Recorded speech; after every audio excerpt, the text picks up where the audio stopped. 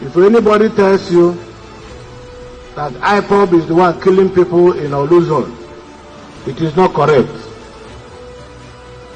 Wicked politicians are sponsoring the killings in Olu. Last week in Oberuru, the APC ward chairman was killed in his house. The APC secretary was killed in his house. APC woman leader was killed in his house. I have cross-checked since the inception of this banditry. Not one PDP man has died.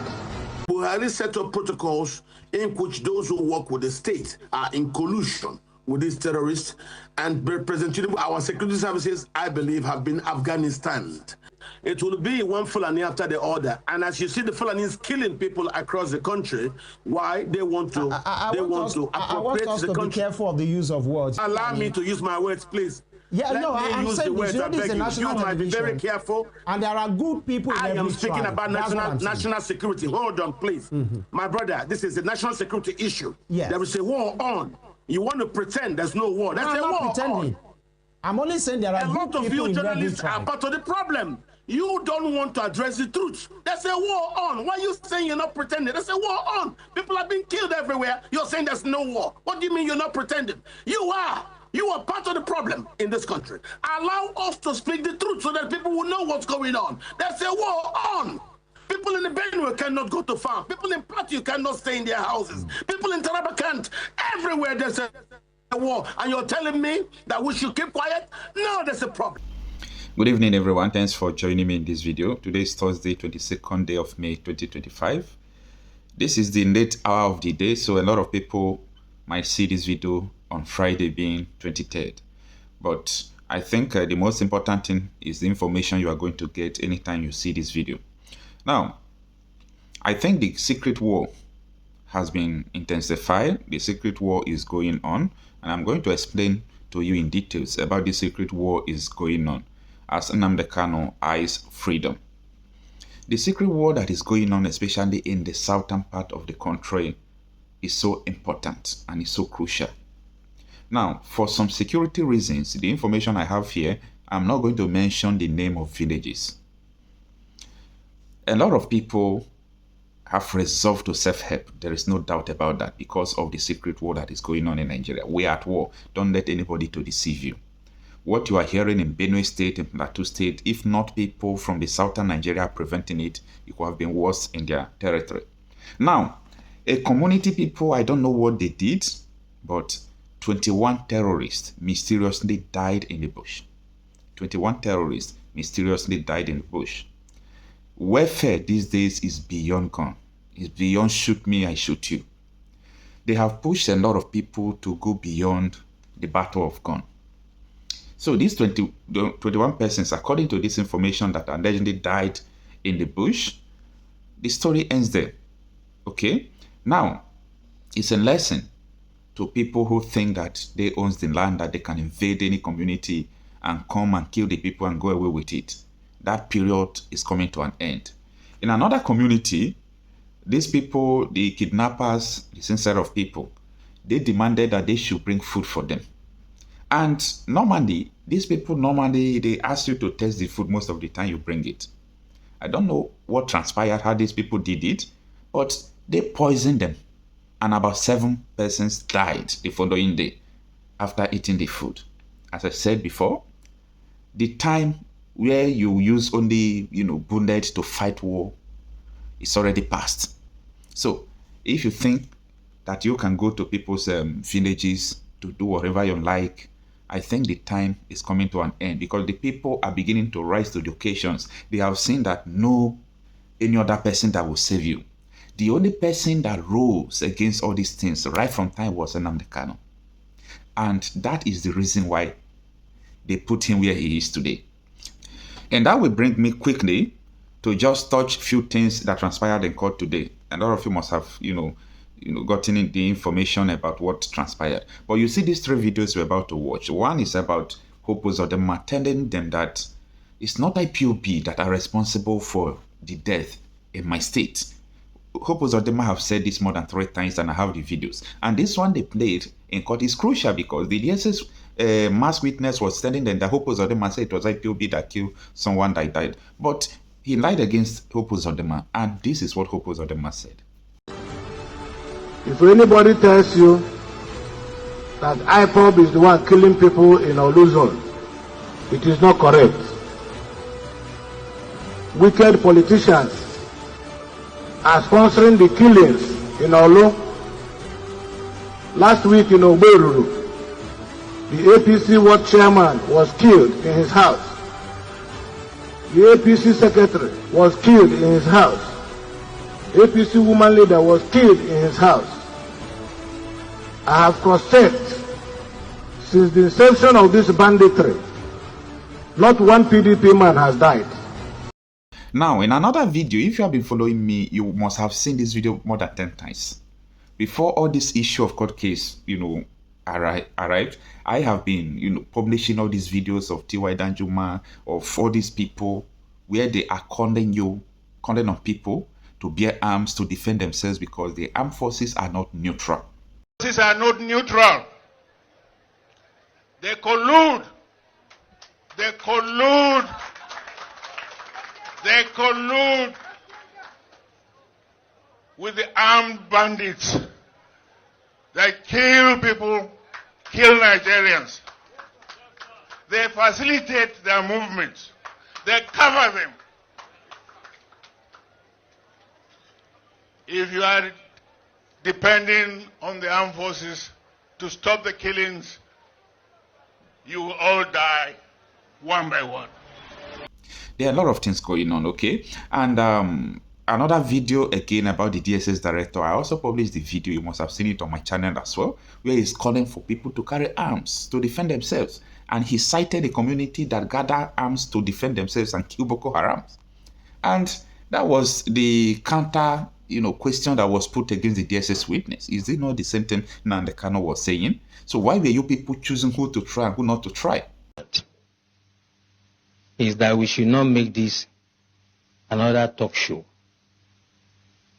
And that's why this is my intervention. That security starts from you. There's nothing that is new. 1870 something, I can't remember. The French Revolution, in the street of Paris, they were beheading people. We've had hijack of plane. We'll forget quickly. We've had the wet here syndrome. We had so many. There's no Metasini and whatever. There will always be security problem. So when I hear people say this is security in Nigeria, as long as human beings exist, there will be security problem. The issue is the response. We have to take that mentality away. What is the security agencies doing? Who, apart from a tree, knows that they want to come and cut him and remain standing? Only a tree. We have to get the communities to rise and defend themselves first. And the time to start it is now. When you move out from here, I do that every day. I come from a village in Ijebu land, Ogun State, and I talk to my people. I know the level of armament they are entitled to. I know how they organize themselves in quarters. We have 4 quarters. I am using my expertise to guide them. You cannot wait for the military to come and do everything. Nuhu Ribadu is the National Security Advisor, and he's making one of the greatest mistakes.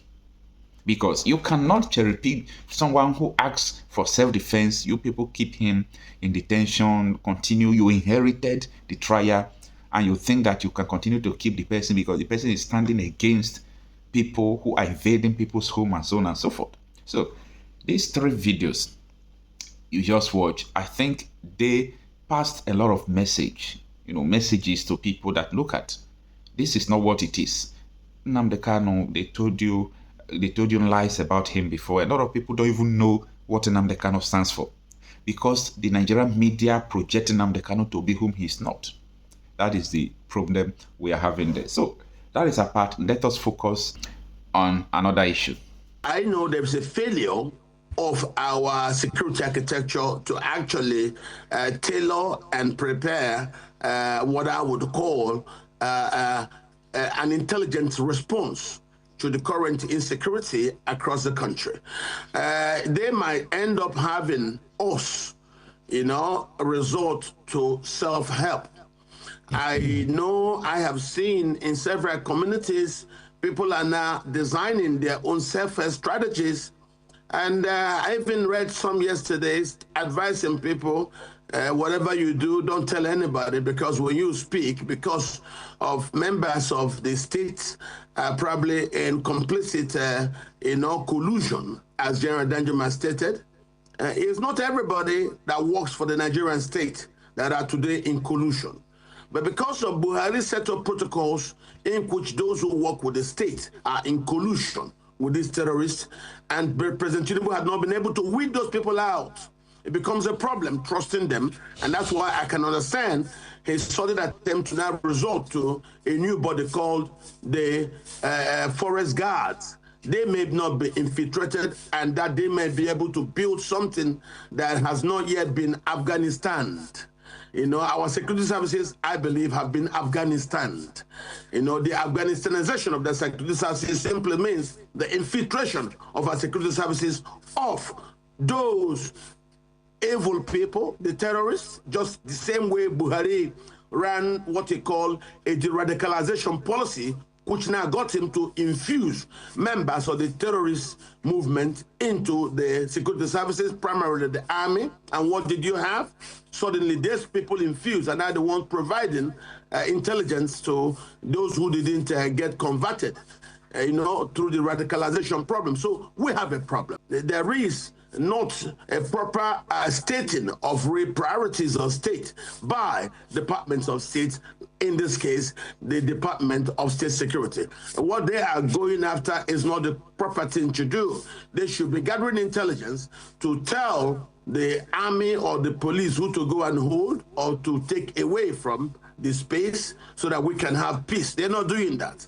The crisis is still sustaining all across the country.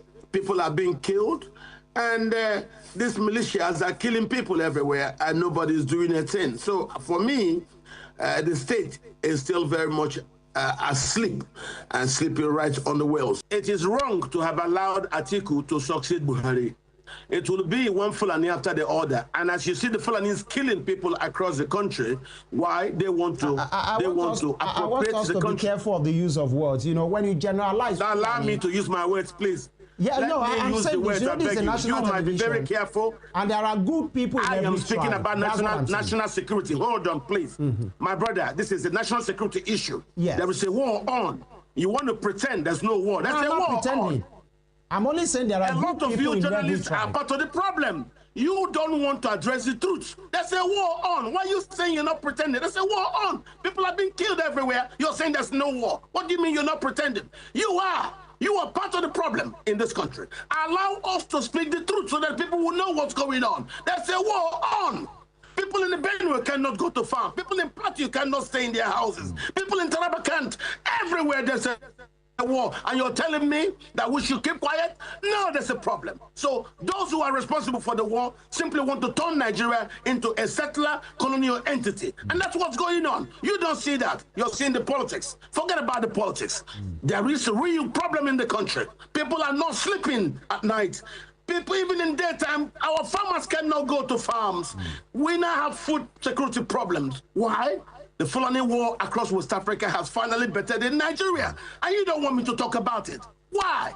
Who are you afraid of? Who will hear it and we will die? This is the problem. The country has gone wrong. Because a lot of you keep quiet. I'm aware of this. So please, when we have a problem like this serious national security issue, we must speak to it and not pretend it doesn't exist. It does exist. There's nothing wrong with implosion. Implosions are historically normal in human situations. When you put too many things inside one container, they could implode when that container can no more bear them. What you will ask yourself is, after the implosion, where do we go to? Are you afraid of implosion? No, don't be afraid of implosion.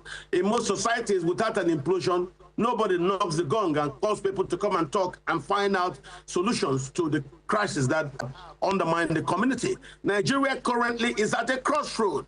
There is a war on, an asymmetrical war, and the government seems very weak about it. People are panicking and people are running, thinking that Tinubu can help. And that's the problem. If other politicians cannot, well, there's nothing wrong for the sake of security thinking that Tinubu will be different from either Atiku or Buhari. I see nothing different in Atiku and Buhari. They're the same 10 and 10 pence.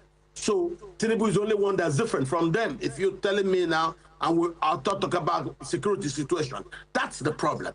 The country is in dire straits, and the security architecture looks like it has been Afghanistan. It is right now ineffective, and that's why you're hearing people talk about state police and protocols that will allow the people to be able to protect themselves. We are moving towards that. If the government cannot help, people will resort to self-help. My brother, the security situation is serious and it is real. And this is the problem. We're not talking about it. We're pretentiously talking about it on the political front. There are underplays that are driving this problem in. One, the military are not united. Two, because of under the Buhari administration, there was a large-scale Afghanization of the Nigerian security services. I mean, Afghanization, you understand what it is. It's the penetration by political interests into the security services to actually plant soldiers who will do things in line with their own security intentions. And if they want to take over the country, of course, the easiest way is to put their militias into our army, or rather to have our army give up weapons and give up bases easy to their militias. And that's what's going on. So people are actually, yes, that's why you're seeing some people try to run to Tinubu. But sometimes they might also stop running to Tinubu and start organizing for themselves. I foresee people resorting to self-help. You see the army base. Ask yourself, I've spent it on this program before. Tinubu might have taken over power, but is he in charge security-wise all over the country? I don't think so. There are a lot of infiltrations perpetrated during the Buhari period that Tinubu has not yet been able to undo.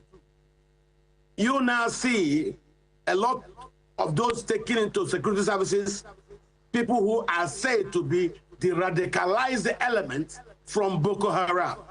It is those radicalized elements that are now showing the Boko Haram and all these Islamist fronts, militias, what to do in the country.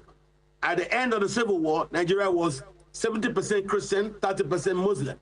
But the Muslims have been fighting to try to turn everything upside down. So, and their Muslim politicians are also doing the same thing. So I tell you, there is an Afghanization of Nigerian security services underway. And that's what I can tell you. I don't believe in all those things that are being done. If it is here, people agitating for peacefully, agitating for different standards, you will see the army come to the east and start arresting people, start arresting Sunday Igbo. How come the army are not strong up north?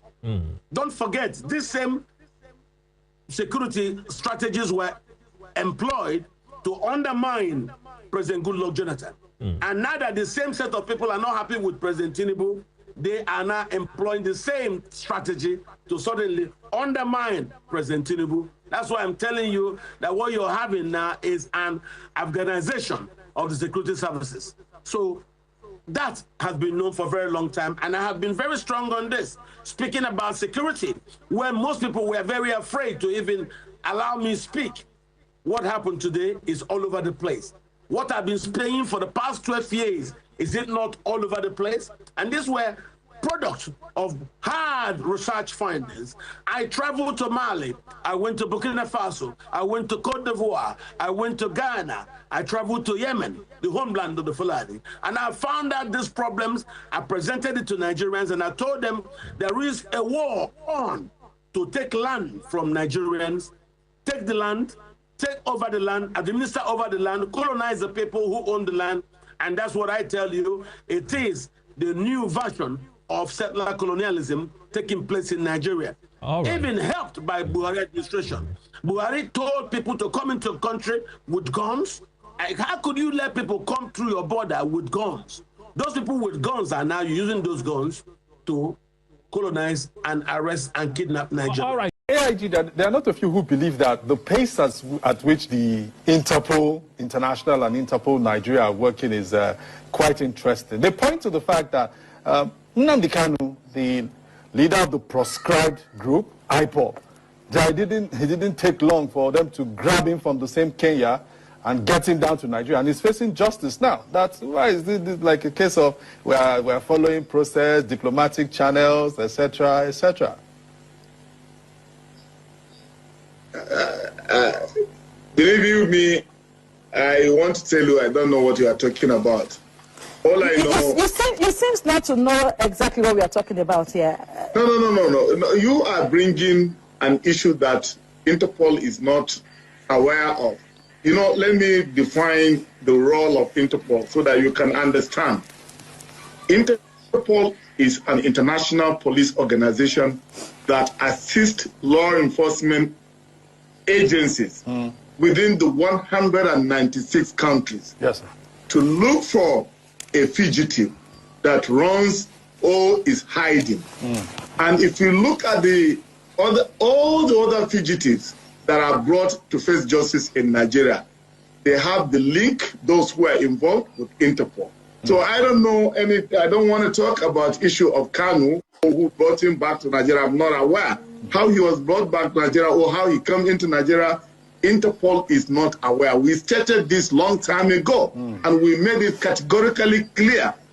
So it's not a question. There are what we call police-to-police relationships.